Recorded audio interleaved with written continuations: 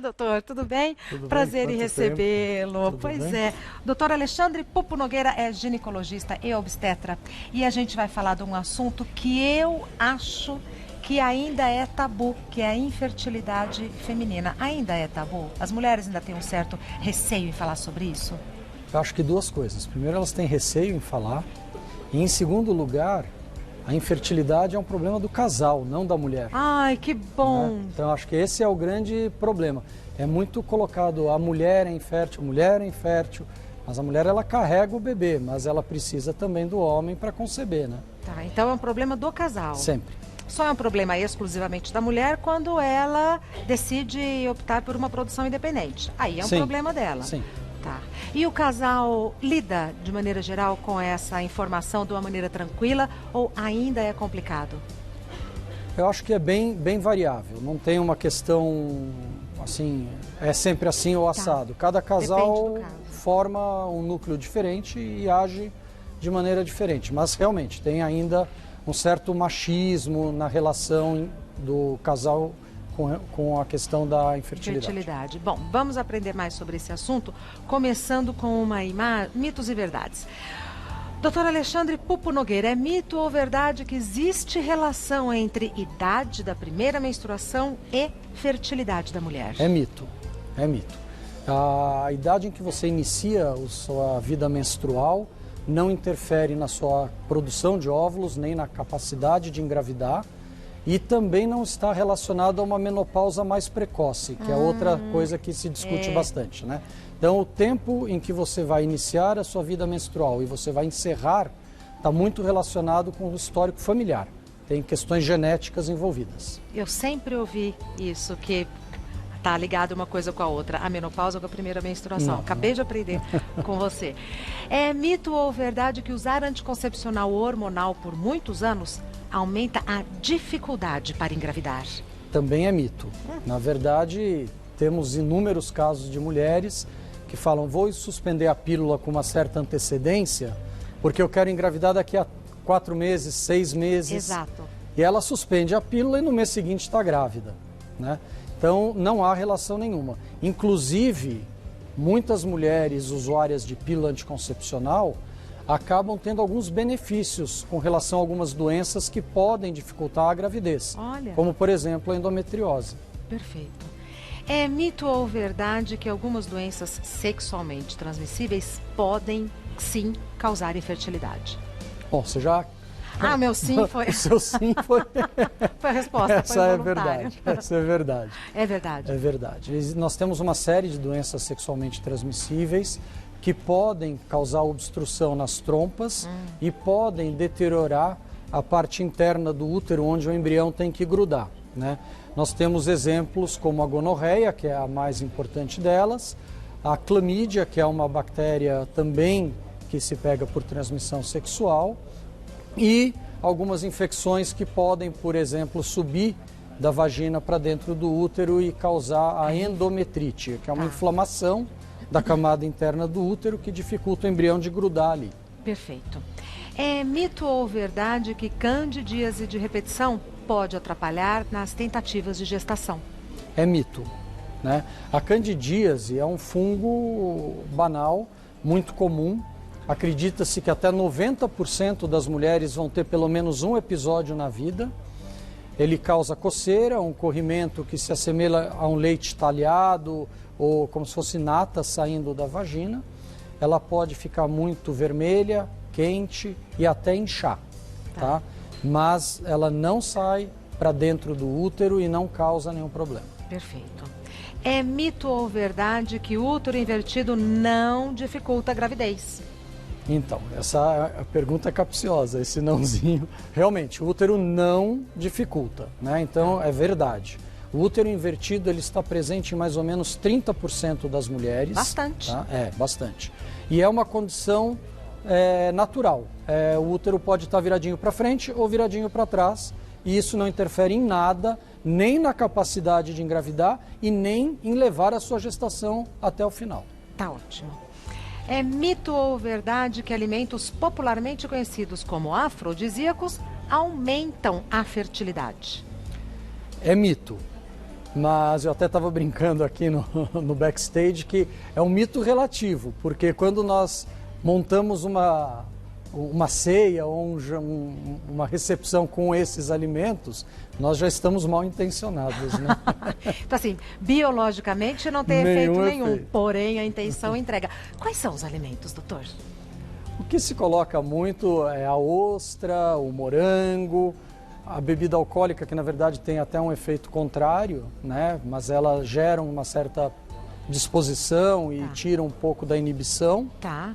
E aí, se a gente for entrar, por exemplo, no mundo da Ásia, tem de tudo, né? Desde pênis de tigre, chifre de rinoceronte, catuaba aqui no Brasil também se fala bastante, amendoim, ovo de codorna, né? Mouse beer, enfim, tem muita coisa. Não provoca nada de concreto, mas a intenção fica no ar. Fica no ar, boa.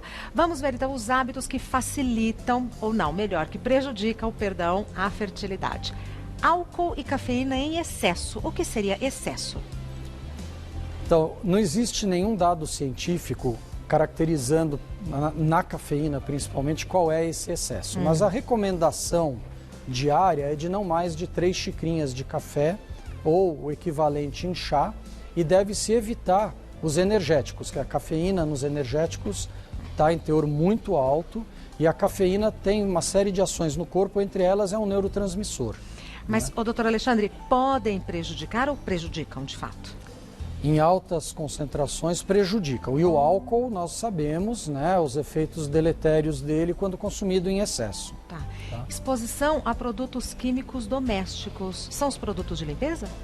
Então, na verdade, principalmente o que nós chamamos de hidrocarbonetos solúveis, né, que é o cheiro da gasolina, água ras, thinner, eles são inalados...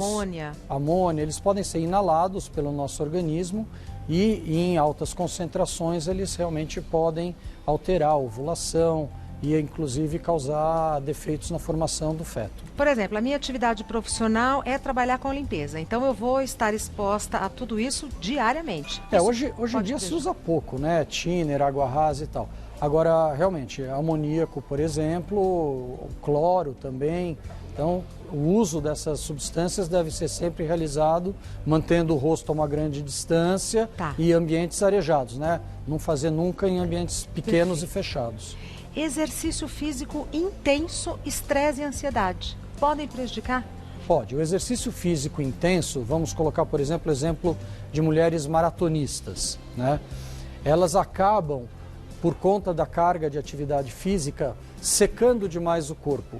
E a perda da gordura corporal em excesso pode impedir, inclusive, a ovulação. Sim. Então, as grandes maratonistas, nós sabemos, elas muitas vezes passam meses, até anos, sem menstruar, por conta do excesso de esforço e a perda do seu componente de gordura corporal, que toda mulher tem que ter um pouco, né?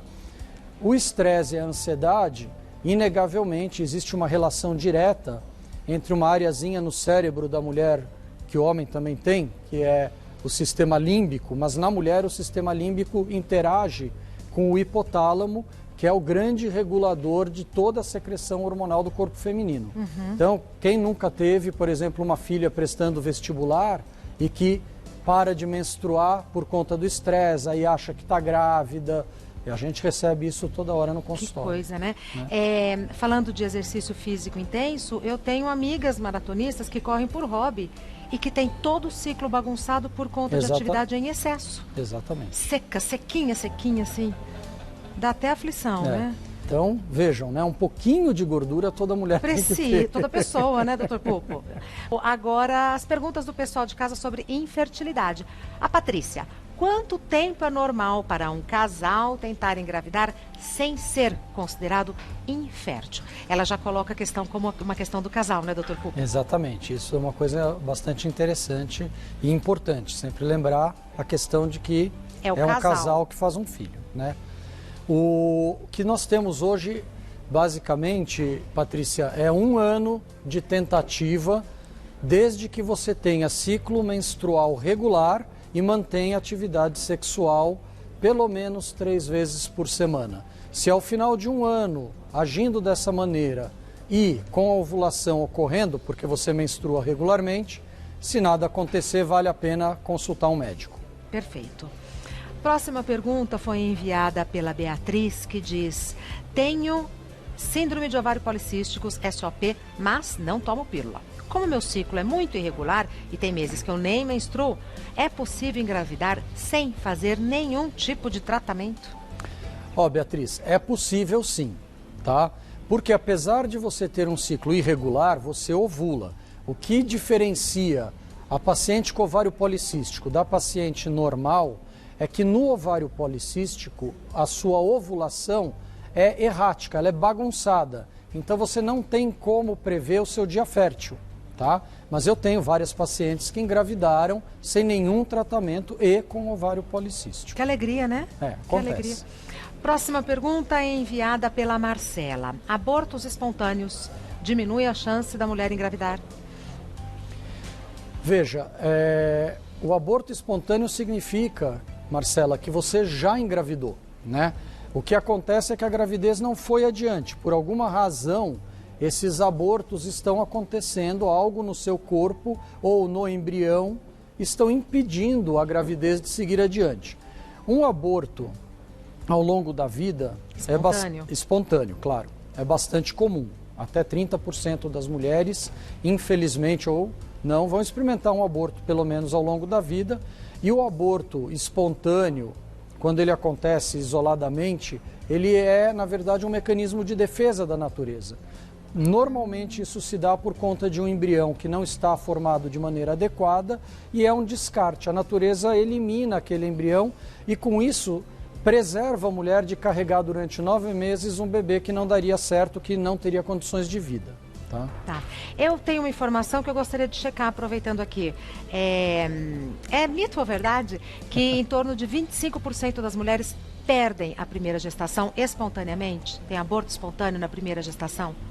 Eu vou colocar como mito, porque o número de 25%, ou seja, uma em cada 4 mulheres obrigatoriamente vão perder o bebê na sua primeira gravidez, é um pouco alto. Tá?